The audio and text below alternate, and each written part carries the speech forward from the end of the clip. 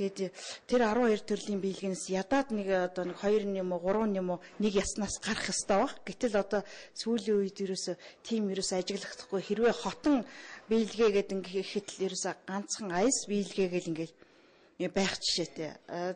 Дөрөвдөд чинь цацал байх жишээтэй тий. Тэгээ энэ мэтлэнгээр ерөөсө саармагжаад бүдгрээд ер нь уусаж саармагжиж байгаа нь илэрхий байна л да. Тэгээ энэ тал дээр бол бас сэтгэл эмзэглүүлж байгаа олон юм л байна. Ардын урлагийн их наадмын нэг шалгаруулалт бол гар урлалын бүтээлүүд байлаа. Баян хонгор аймагт модны үнцээр сийлсэн сийлбэрүүд, Ёочо хөгжмийн сийлбэр зэрэг Монгол зураг, чулуун шатар зэрэг нь олонний анхаарал татж байсан бол Архангай аймгийн Суран сүлжээ, Хазаар бугуйл, Ташуур, Нэхийгээр дийлхийж илгэн дээр нь хээ барлсан зэрэг нь сонирхолтой байсан юм.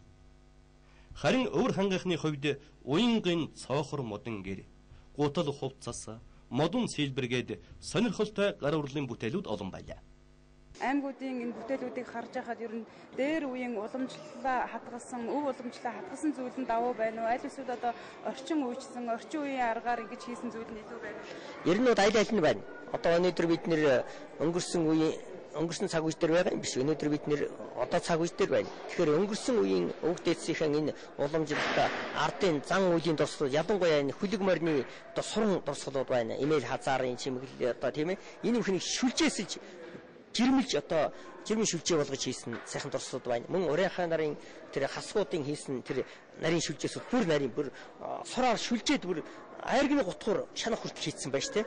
Энэ их сайн. Тэгээд хамгийн гол нь энэ эсхий ширмлийн урлаг бас нэлээд байлаа. Ер нь манай ард түмэн бол уламжлаа ингэж хадгалж явнаа, хөгжүүлж явнаа. Тэгэхдээ бас үнэхээр орчин цаг үед бид нар амьдарч байгаа учраас бас энийг зүгээр нь яг байснаар нь биш уламжлан хөгжүүлж хийж байгаа бас сайхан дурслууд байна л да. Одоо энэ чулуун шатар байна. Бас завхан юу вэ? Хөвсгөл аймагт л өгөр дархан хүн одоо эмэгтэй хүний